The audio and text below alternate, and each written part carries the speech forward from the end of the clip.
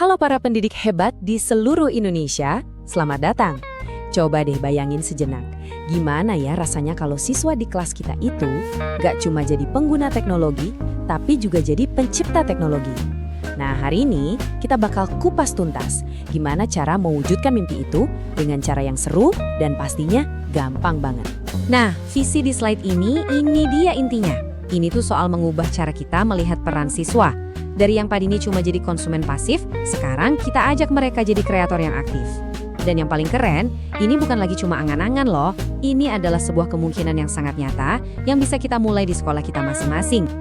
Mungkin kedengarannya agak teknis atau rumit ya. Tenang aja. Tujuan kita hari ini adalah membedah semuanya jadi langkah-langkah yang praktis banget. Kita akan mulai dari dasarnya dulu, kenapa sih coding itu penting? Terus kita kenalan sama alat super asyik namanya Scratch. Sampai nanti kita bahas gimana cara membawanya langsung ke dalam kelas. Serius, ini bisa dilakukan bahkan kalau Anda belum pernah coding sama sekali. Oke, kita mulai dari fondasinya ya. Kenapa sih sekarang ini coding jadi penting banget? Gini deh, anggap aja coding itu adalah bahasa atau literasi baru di era digital. Sama seperti kita dulu belajar baca tulis untuk bisa paham dunia di sekitar kita, sekarang kita perlu ngajarin anak-anak bahasa coding ini biar mereka bisa paham dan ikut membentuk dunia digital. Nah, yang perlu kita ingat, inti dari belajar coding itu sebenarnya bukan buat mencetak programmer loh, tapi untuk mengembangkan sesuatu yang disebut pemikiran komputasional. Gampangnya gini, ini tuh kemampuan buat mecahin masalah yang besar dan rumit jadi potongan-potongan kecil yang lebih gampang dikelola.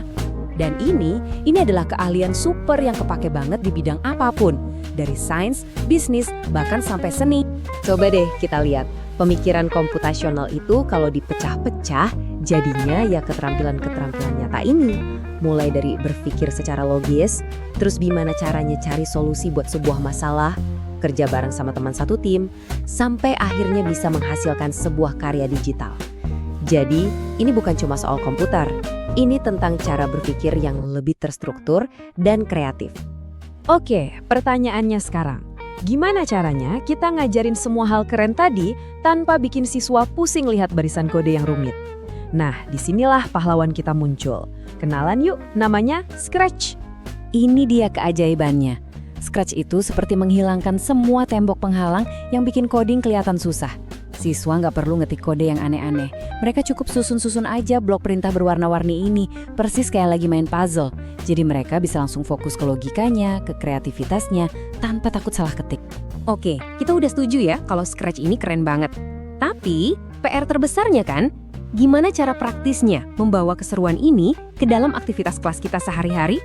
Yuk, kita lihat beberapa strateginya.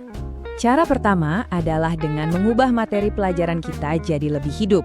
Bayangin deh, untuk pelajaran IPA, daripada cuma lihat gambar tata surya di buku, gimana kalau siswanya kita ajak bikin sendiri simulasi planet yang berputar? Atau untuk pelajaran sejarah, mereka bisa bikin animasi singkat tentang peristiwa proklamasi. Tiba-tiba, materi pelajaran jadi terasa lebih personal dan nempel di kepala. Nah, tabel ini nunjukin perubahannya dengan jelas banget. Kita bergeser dari yang tadinya pasif, kayak cuma nyuruh anak-anak ngerjain lembar kerja, menjadi sesuatu yang jauh lebih aktif dan kreatif. Dari cuma nulis cerita, sekarang mereka bisa bikin cerita itu jadi hidup lewat animasi. Cara kedua yang juga ampuh banget adalah lewat pembelajaran berbasis proyek. Di sini, siswa benar-benar mengalami seluruh siklus penciptaan. Mulai dari cari ide, terus merancang alurnya, baru deh mereka coding pakai Scratch. Dan yang paling penting, mereka belajar buat menguji, cari kesalahan, dan memperbaikinya. Proses ini benar-benar meniru cara kerja para profesional di dunia nyata loh. Dan jangan salah, proyek-proyek kayak gini tuh bukan cuma soal teknis. Justru ini kesempatan emas buat melatih soft skills. Waktu mereka kerja bareng dalam tim, mereka belajar komunikasi, negosiasi, dan kompromi.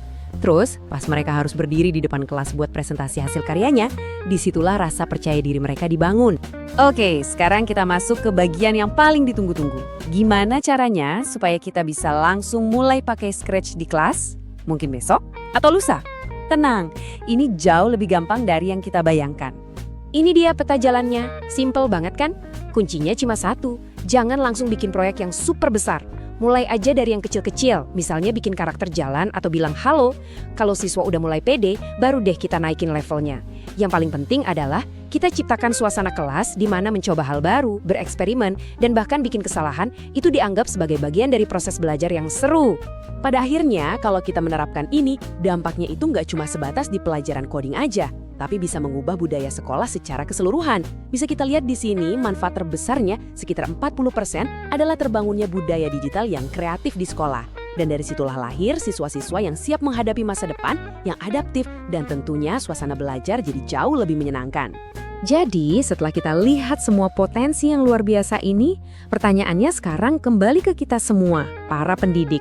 Ini udah bukan lagi soal perlu nggak sih kita ngajarin coding, tapi pertanyaannya udah berubah jadi kapan kita mau mulai.